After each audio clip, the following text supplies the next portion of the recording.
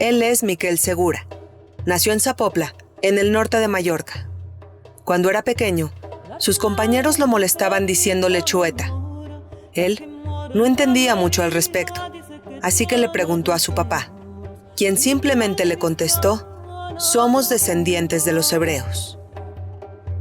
Ya en su edad adulta, Miquel comenzó a instruirse de manera formal sobre el tema y descubrió que sus antepasados, los cuales podía rastrear perfectamente, fueron de los últimos convertidos al cristianismo en tiempos de la Inquisición. Fascinado con este tema, Miquel publicó en 1994 el libro Memoria Chueta. Dicho libro fue un éxito total, por lo que le siguieron 4 libros más.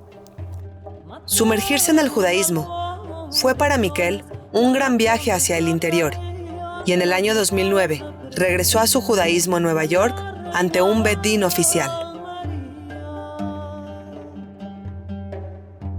Esto significa que un judío volvió a su judaísmo después de 300 años. Pero para entender qué es un chueta, Miquel mismo lo explica.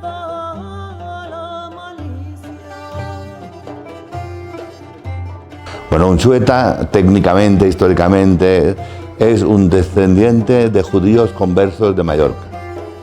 Lo que pasa es que la definición es incompleta, porque siendo, como le he dicho, un descendiente de judíos conversos de Mallorca, no todos los descendientes de judíos conversos de Mallorca son chuetas.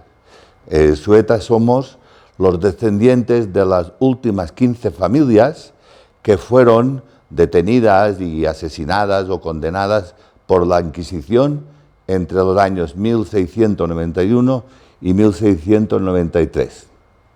Había otras familias descendientes de judíos que se asimilaron y de alguna manera se asimilaron con la población mallorquina en general.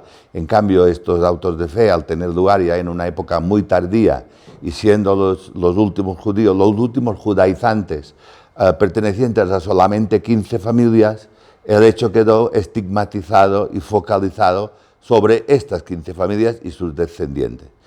Por eso hay señores que se llaman apellidos tan judíos como Maimó, Abraham o Vidal, que no son chuetas, son evidentemente descendientes de judíos, pero luego hay los 15 apellidos, que son Segura, Guidó, hay 15, que somos descendientes de las 15 familias que fueron las más, digamos, tenaces, que siguieron judaizando a pesar de todos los problemas que llevaban arrastrando desde el siglo XIV.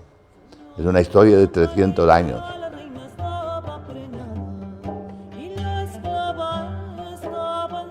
Bueno, los chuetas, después de la masacre de 1691-93, fueron católicos a todos los efectos. De hecho, mis padres y mi familia y mis abuelos, todos eran católicos, aunque sabían muy bien de dónde procedían, y la mayoría procuraban olvidarlo, evitarlo, porque esto les traía muchos problemas. Entonces, si usted pregunta ahora a un chueta, digamos, normal, una persona en la calle que lleva uno de estos 15 apellidos, te dirá, bueno, yo soy chueta, pero soy católico, o mi papá era católico, no tenía ninguna relación posterior con el judaísmo, salvo algunos casos aislados que se ha podido averiguar, destapar, después de ya en los últimos años, que se ha visto que es posible que algunos estuvieran judaizando incluso hasta hace poco. Pero no se sabe, no consta.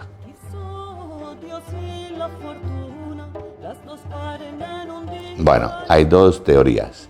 La primera, que es la que se sigue manteniendo en las enciclopedias y en los diccionarios, vendría a ser, porque en Mallorca hablamos catalán. En la palabra tocino, que era lo que los cerdo, la carne, la grasa del cerdo, entonces los descendientes de conversos judaizantes fingían comerla, o sea, mataban un cerdo en su casa, incluso colgaban el cerdo para que lo vieran, fingían comerla para alejar la amenaza de la Inquisición.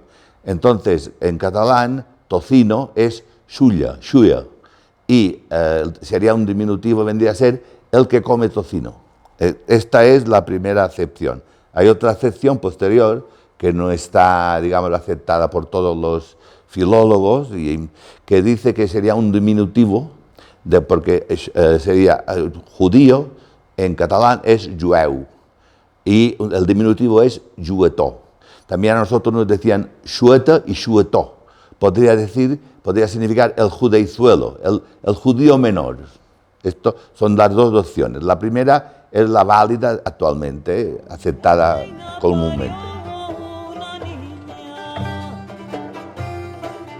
Fue una sesión, mucha gente de nuestra ascendencia, como lo he dicho antes, pretendían olvidarlo, pretendían taparlo, querían pasar página, y a mí en cambio me interesó saber el porqué. Porque éramos chuetas, porque nos insultaban, porque nos marginaban, y fue a lo largo de mi vida, ya con mi trabajo de periodista y de escritor, fui contactando con judíos, digamos, de siempre. Y creció mi interés, no soy el único, hay más gente que ha trabajado mucho en esto. Y entonces, poco a poco, fue siendo no una obsesión, digamos, que me presionara o que me atormentara, al contrario, fue un estudio, una investigación, más que nada testimonial, porque gente que haya estudiado el tema, las hay muchísimas, historiadores, filólogos, antropólogos, pero a mí me interesaba el xueta contemporáneo. Yo decía, sabemos de dónde vengo, sabemos de dónde venimos, hay muchas historias, hay una gran bibliografía al respecto, pero no sabemos qué hacer ahora con nuestra identidad. ¿Qué somos? ¿Católicos? ¿Judíos? ¿Laicos? Ese fue el terreno donde yo quise meterme, y me metí de lleno, sin querer casi, fue rodando. Antes era un trauma personal tremendo, según te veías te sentías mal, te insultaban. Ahora ya esto ha pasado bastante, si bien hay un pozo, hay un sustrato que permanece, que claro, en Mallorca las personas, digamos, de cierta edad, digamos de 30, 35 años para arriba, saben perfectamente qué es un xueta, y los xuetas saben perfectamente que lo son porque la gente se encarga de recordárselo. En muchas ocasiones todavía. Lo que pasa es que ya, claro, la Constitución española ampara a todas las minorías, legalmente no hay problema, pero permanece, por ejemplo, hasta ahora, hasta hace poco, todavía no se ha inaugurado, no se ha conseguido una lápida memorialística de los ejecutados hace 300 y pico de años. Significa, hay un temor oculto, hay gente, la mayoría, que prefieren que no se hable, es como una asignatura pendiente. Y claro, la gente que llevamos estos apellidos, cada uno lo procesa a su manera, pero en el fondo saben perfectamente que son xuetas y lo que significa, lo saben. Otra cosa es que uno opte por estudiar el tema, porque le interese a nivel intelectual, a nivel histórico, a nivel cultural, y otra cosa es que se implique personalmente. Esto ya somos los menos, en realidad muy pocos.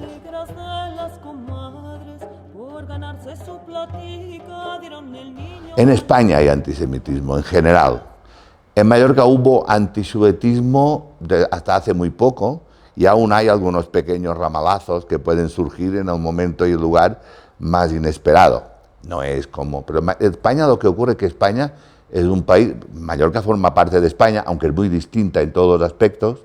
Primero por el hecho de ser una isla, segundo porque permaneció muy aislada y ahora al contrario es una isla súper turística como aquí Cancún. Pero en cierta manera el tema permanece en el sustrato y en la memoria de la gente.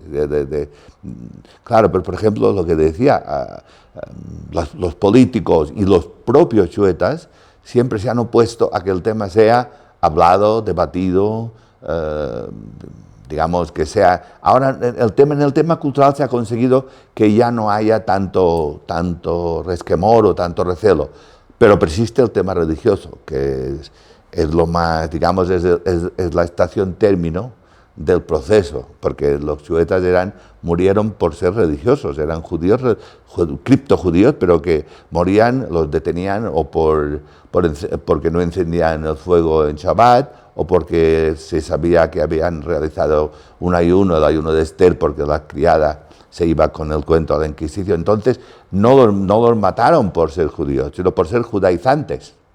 No los mataron por ser descendientes de judíos, sino por, habiéndose convertido sus antepasados, ellos seguir judaizando. Por lo tanto, yo creo que el sueta es una identidad judío-religiosa, no es una identidad judío-laica o judío-cultural.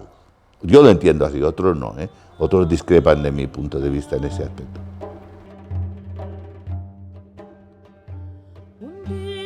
Bueno, yo regresé al judaísmo como parte de un retorno que empezó siendo, digamos, personal, sentimental, luego siguió por el tema cultural, luego desembocó en un sionismo más o menos militante, en una hasbara, digamos, a través de la prensa, a través de la radio y la televisión, y sin darme cuenta me acerqué al judaísmo y luego un día tuve la opción de ser reconocido como judío, pero a través de un Beit Din, no a través de un Ministerio de Interior de Israel.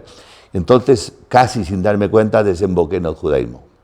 Volví a mis orígenes, sí, en Nueva York, me presenté ante un Beit Din de marrano, digamos, de fundación sefardí, muy céntrico, una comunidad que se llama Shaharit Israel, y allí hice una inmersión en la mikvé. No tuve que hacer el shiur porque pude presentar que mis antepasados fueron forzados a convertirse. No es difícil el árbol genealógico, en realidad es muy reciente, son 300 años, se puede investigar fácilmente.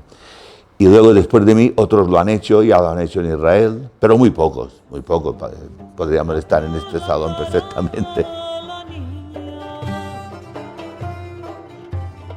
La dialéctica, el concepto de que el hombre hace un pacto con Dios sin intermediarios, sin sacerdotes, o sea, el hecho creo que es una religión de hombres libres, aunque demasiadas personas judías se empeñen a lo mejor en frenar esa libertad con, digamos, interpretaciones muy rebuscadas o con un cierto dominio Yo creo que el judaísmo es un pacto entre el hombre y Dios, pero a través del estudio, a través del conocimiento, pero nunca a través de la jerarquía ni de la como los católicos que están bajo el dominio o el mandato de un papa o de personas superiores. Yo creo que cada judío puede arreglar su pacto, el brit con Dios, lo puede arreglar directamente, aunque luego tenga que estudiar, claro, de las fuentes de la Torá y el Talmud, pero creo que es un mundo tan diverso, y yo venía tanto por la parte religiosa, que el catolicismo, que es muy jerárquico, como la parte, digamos, social, que veníamos del franquismo, que era una dictadura, pues para mí fue como una bocanada de aire fresco. Yo entendí que el judaísmo era otra cosa. A veces hay quien se empeña también en restaurar un poco digamos, como diría yo, un cierto integrismo que yo nunca compartiré. Gracias. Gracias. Me parece muy interesante todo